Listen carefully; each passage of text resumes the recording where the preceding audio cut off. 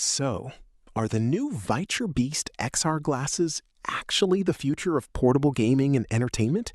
Or are they just another expensive tech gimmick that looks cooler in ads than in real life?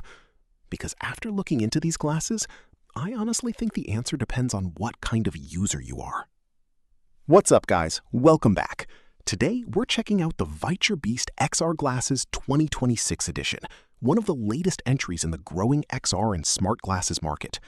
Viture claims these glasses can basically turn any place into a giant private display for gaming, movies, productivity, and even cloud streaming. On paper, it sounds amazing. Huge virtual screen, lightweight design, built-in audio, and support for devices like the Steam Deck, Nintendo Switch, phones, and laptops. But once you get past the futuristic marketing, are they actually worth the high price tag? That's what we're talking about today. So, the Beast XR glasses are essentially wearable display glasses. Instead of looking at a physical monitor, you're looking at virtual screens projected directly in front of your eyes. Think of it like carrying around a portable cinema or gaming monitor on your face.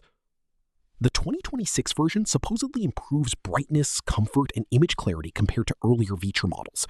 You also get high refresh rates for smoother gaming, immersive audio built into the arms of the glasses, and compatibility with a bunch of devices through USB-C. One thing that stands out is the portability. These are much smaller and less bulky than traditional VR headsets. They don't fully isolate you from the world like a MetaQuest-style headset. Instead, they're more focused on media consumption and productivity, while staying relatively lightweight. And honestly, the display quality seems to be one of the strongest selling points here. A lot of people say the screen looks surprisingly sharp and vibrant, especially for movies and handheld gaming. But here's the thing nobody really tells you in the ads. XR glasses still come with compromises. They're not magic. Depending on your eyesight, head shape, and tolerance for wearable tech, your experience could be incredible or kinda annoying. Pros and cons. Let's start with the good stuff.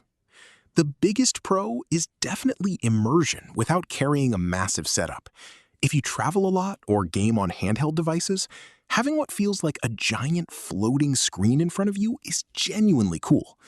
Watching movies on a plane or gaming in bed without holding up a tablet sounds super convenient. Another plus is the design. Compared to bulky VR headsets, these actually look somewhat normal.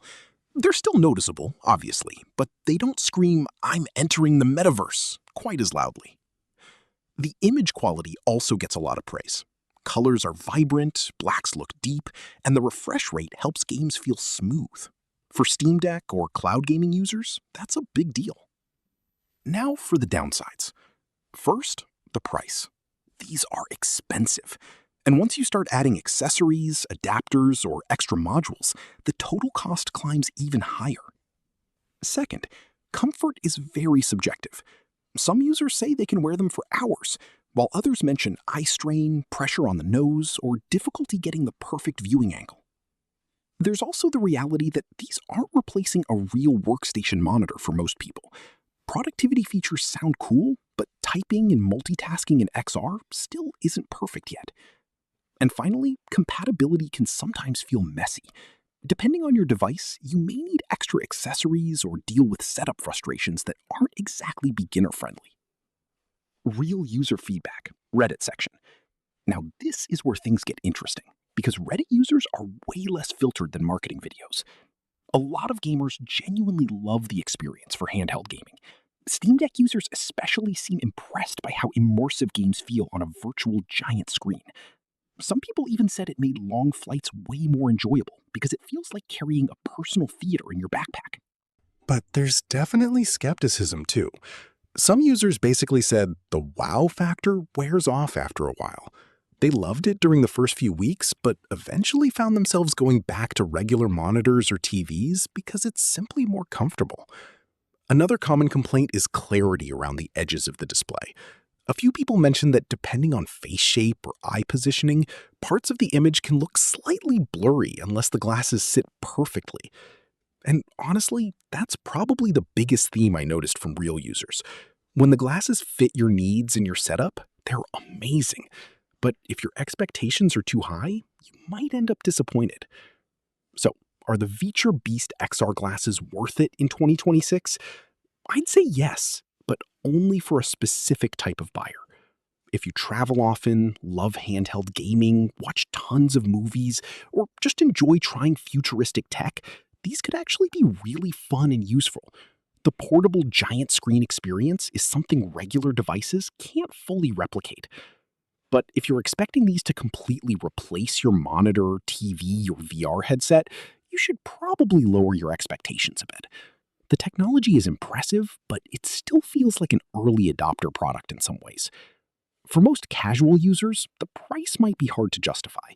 But for tech enthusiasts and portable gaming fans, I can definitely see the appeal.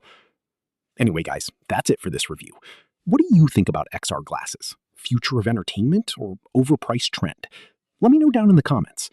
And don't forget to like and subscribe for more honest reviews.